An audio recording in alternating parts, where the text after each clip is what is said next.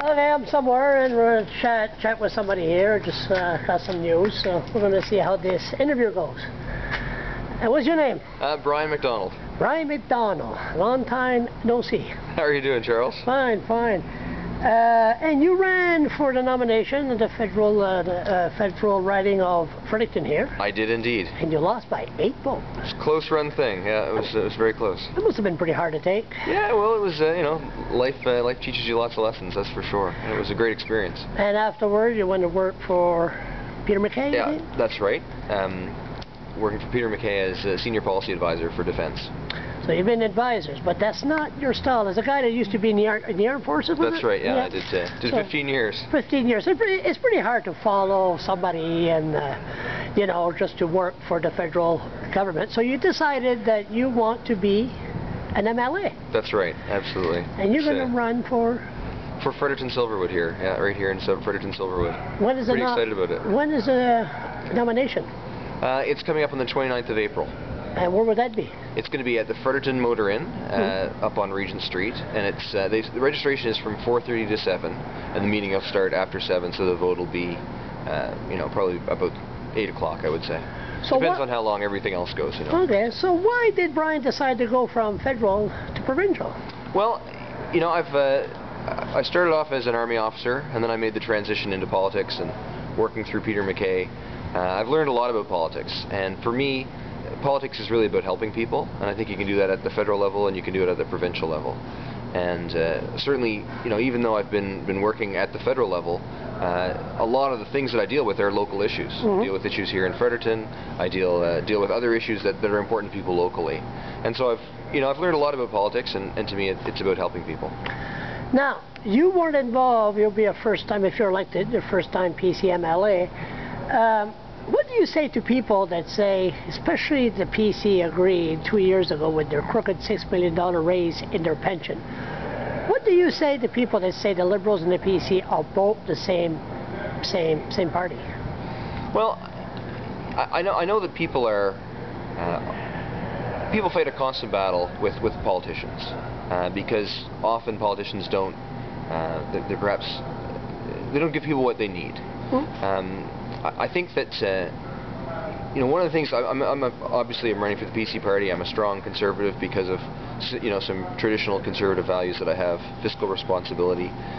So there are ideological differences. You know, there's differences of ideas between the two parties, but to me it really comes down to personality, and I think that you always have to look at a person's character when you're voting for them. You have to look at their experience, their character, and what their principles are. I think that's very important. You know, parties are important, and we have a party structure. And like I say, I'm a conservative because I believe in being, you know, fiscally, financially responsible. I believe in being committed to the community.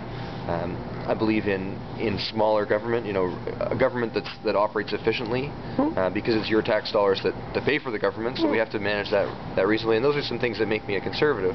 But I really think, like I say, to me it's more about the character of the person that you're voting for. Should the Brunswicker be concerned of the way that the pension, I don't know if you know anything about it, they voted themselves on the highlight of the flood, a $6 million raise in their pension. It was a story done by a CBC journalist, well, they picked that up off of your research, didn't they? Oh yeah, no, but I did it. Robert Jones first and me after. I've been on it. I mean, just for the record, David Elwood. I like David. I mean, his personality. If he's elected, I think he'll be a fine premier. But the two-party system and that race, that really pissed me off. So what do you say to a voter that approached you? I mean, I know you weren't involved in it. Yeah. But, you know. Well, it's you know, like I said, I don't know a whole lot about the issue. I understand there was some conversion of benefits to salary. I don't know that, but I think the most important thing is you need politicians that are going to be responsible to the people, and that consult the people. You know? Exactly. And I think that's an issue that you know, you were talking earlier. What I have noticed when I've been talking to people is that the voters are they're upset with their leaders. Yeah. You know, they don't see a lot of leadership. people want leadership, but they also want people that are going to listen to them. Exactly. You know, so you have to balance those two and things. A politician is like a psychiatrist. They listen, but they don't do nothing about it. That's the reason I'll never be a politician, because I like to talk too much. Well, that's right, and it is true. As you know, many famous politicians have said, you can't keep everyone happy. Yeah. But I think, you know, in the Army we used to joke, sometimes people would shoot first and ask questions later. I mean, to me, you have to ask questions, come up with a plan, and bring it into force. If you make your plan in the back room and launch it on the people, and the people hate it, as we've seen a number of times with this particular government, that's not effective governance to me. You also can't consult forever. At some point you have to listen, thank people for their input, and come forward with a plan that's going to be better for the majority of the people. You can't keep everyone happy. There is a balance there, but you have to listen first. You have to really listen, not just pay lip service to it. Listen to what people say, come up with a plan, and put it into force. That's what you need to do, rather than coming up with a plan, launching it, and then negotiating your way out of it, which is what we've done. Sounds good to me, Brian. I wish you the very best of luck at the nomination meeting, and if you're elected MLA of Fredericton-Silverwood, I think you will be, just for the record, I think you would be a fine MLA. Thank you, Charles. I appreciate that. Talk to you later. Thanks a lot. Take care.